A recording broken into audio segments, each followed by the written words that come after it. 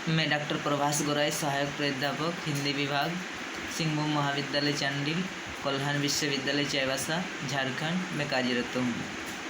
आज मैं स्नातक हिंदी प्रतिष्ठा द्वितीय वर्ष सेमेस्टर 3 सीसी पेपर 7 के अंतर्गत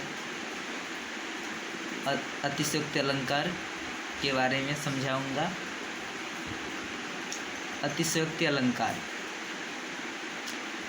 अतिशयोक्ति अलंकार यानी जब किसी काव्य में किसी भी बात को, किसी भी विचार को, किसी भी भावना को, किसी भी वस्तु को, किसी भी वस्तु की क्रिया को, धर्म को, गुण को बहुत ही बढ़ा चढ़ाकर बताया जाता है, उसे अतिशयोक्ति अलंकार कहते हैं। अतिशयोक्ति का अर्थ होता है कि किसी उक्ति को बढ़ा चढ़ाकर बोलना, बताना, प्रकट करना। जहाँ काव्य में किसी विषय के बारे में, किसी वस्तु के बारे में, किसी विचार के बारे में, किसी वस्तु की क्रिया के बारे में, सुंदरता के बारे में जब बढ़ा चढ़ाकर बताया जाता है, उसे अतिशयोक्ति अलंकार कहते हैं। तो अलंकार क्या है? अलंकार काव्य में शोभा बढ़ाने वाले गुण को, धर्म को या तत्व को अलंकार कहते हैं। और अलंकार के बिना काव्य फीका सा लगता है। अलंकार क्या है? काव्य को शोभा देने वाले एक तत्व है, गुण है। जिस तरह प्राण के बिना जीवन बेकार है, निष्फल है, निष्क्रिय है, वैसे ही अलंकार के बिना काव्य का भी प्रयोजन निष्क्रिय होता है, यानी शोभा में वृद्धि नहीं होती है। जिस तरह केशवदास ने बताया है कि यद्यपि सुजाति सुलक्षणी सुवर्ण सरस सुवित्त भूषण बिनु न विराजई कविता वनिता मित्त। जैसे कोई भी स्त्री कितनी भी सुंदर क्यों न हो, कोई भी पुरुष कितनी भी सुंदर क्यों न हो, अगर जो आभूषण पुरुष के लिए चाहिए, जो आभूषण महिलाओं के लिए चाहिए, उस आभूषण को अगर धारण नहीं करता हो तो वह पुरुष या वह स्त्री या वह वस्तु कितने भी सुंदर क्यों न हो, उसमें सुंदरता में वृद्धि नहीं हो पाती है। और अगर कोई भी वस्तु थोड़ा सा देखने में कुछ भी खराब क्यों न हो, फिर भी अगर उस पर आभूषण लगाया जाता है, उस पर आवरण लगाया जाता है, उसमें एक सुंदरता का गुण आ जाता है। तो अलंकार से शोभा में वृद्धि होती है।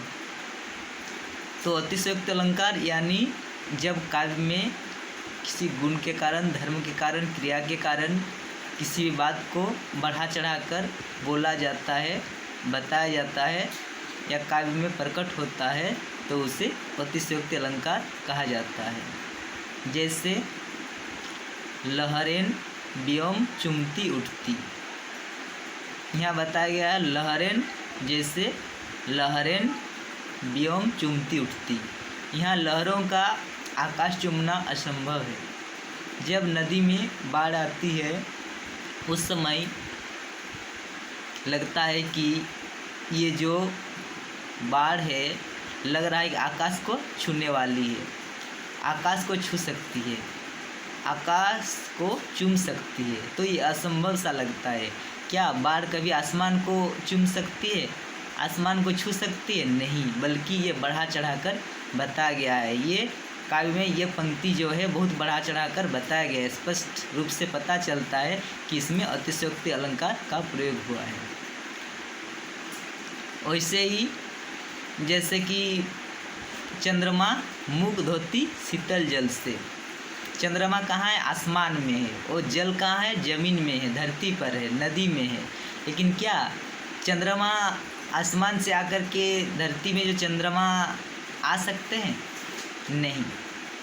तो ये बात बहुत ही बढ़ा चढ़ा कर बताया गया है कि चंद्रमा मुख धोती शीतल जल से। तो चंद्रमा जो है कभी भी अपना जो मुख है, मुखमंडल है, धरती पर आकर नहीं चूम सकती है, नहीं छू सकती है, या नहीं अपने मुँह को धो सकती है। तो इसमें क्या है, अतिशयोक्ति अलंकार है।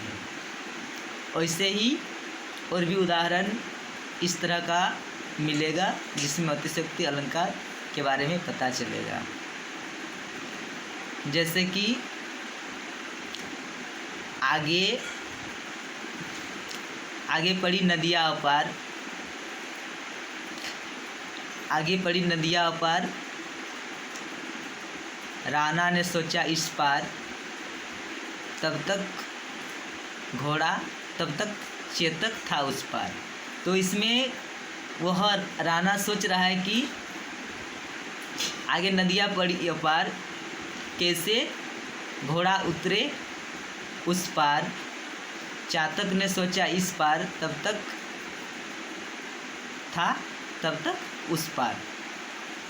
चेतक था उस पार। तो ये संभव नहीं है।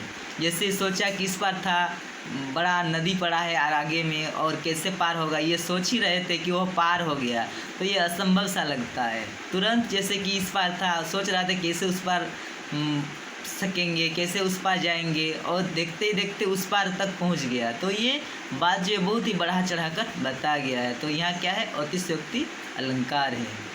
यानी जब किसी भी बात को, विचार को बहुत ही बढ़ा चढ़ाकर बताया जाता है, प्रकट होता है, तब क्या होता है, अतिशयोक्ति अलंकार। तो इस पंक्तियों के माध्यम से अतिशयोक्ति अलंकार का प्रयोग हुआ है। इस तरह अलंकार का पहचान करने के बाद अतिशयोक्ति अलंकार कहाँ प्रयोग होता है, किस तरह होता है, उसका कैसे पहचान होता है, इसे इस लक्षण के माध्यम से हम लोग जान सकते हैं। धन्यवाद।